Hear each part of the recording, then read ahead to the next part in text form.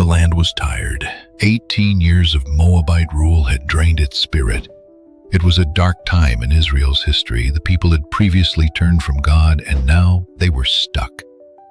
Every day, the people of Israel trudged under the yoke of a foreign king, Eglon, a man known as much for his cruelty as for his enormous size. And while the people suffered, they began to whisper among themselves, recalling the stories of their fathers who had since passed on, about the God who saved them long ago. They began to cry to him again, pray again to the God of their fathers, the one true God who was always faithful to deliver their ancestors. And heaven listened.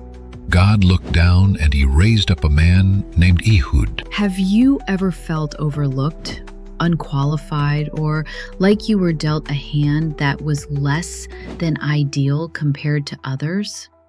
Maybe you feel a little different from everyone else. Please listen closely, because the story you're about to hear is about someone just like that. Someone who seemed like a misfit, but in God's hands became a miracle. Ehud didn't look like a savior. Nothing particularly wonderful about him. He wasn't the tallest, he wasn't the loudest, and one thing set him apart. He was left-handed. In those days, that was unusual, even shameful. The right hand was power, tradition, honor. The left, weakness, deficiency. But Ehud, he didn't curse what made him different. He trained it, sharpened it. He had something about him that wasn't readily seen. He had courage, faith, and a creativity that caused him to view his difference as a strength to use to his advantage. And on that fateful day when God chose him, subsequently causing the people to be moved to choose Ehud to go to the king, Ehud had an idea to set his people free. When the time had come to deliver the tribute tax to King Eglon, Ehud was set to enter the king's quarters as a harmless messenger.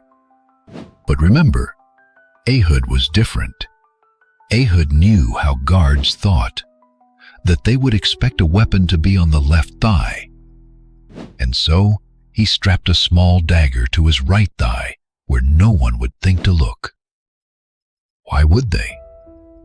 And so, with the weight of a nation on his back, Ehud was checked by the guards and led inside where the king lounged. Ehud walked into the throne room. There sat Eglon, massive in weight, the scriptures recount, lounging like a man who had nothing to fear. Ehud delivered the gift, and just as he turned to leave, he paused. "Your Majesty, I have a secret message for your ears alone." Eglon whisked his guards away so that he and Ehud could have a private word. The doors shut behind them, just Ehud and Eglon. Ehud stepped closer, one more heartbeat, then another. And in that quiet moment, Ehud leaned in close, as if to whisper in his ear, then drew the dagger with his left hand and struck.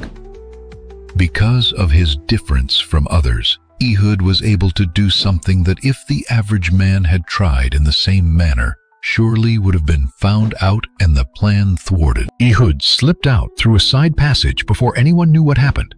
By the time the guards got suspicious and went in to check and find Eglon's demise, Ehud had already raced back to the Israelites to execute the second part of his plan.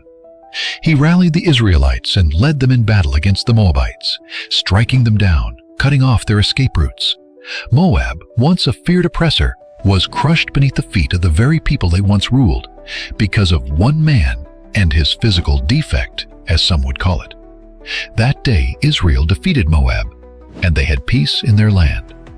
Because one man had the courage to act and to believe that God could use what the world saw as weakness as a strategy.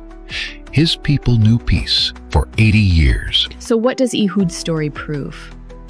It proves that God doesn't choose the obvious. He chooses the willing, those who are full of faith. He is known to choose the overlooked, choosing those who feel different. What others sees a disadvantage, God can see as your secret weapon.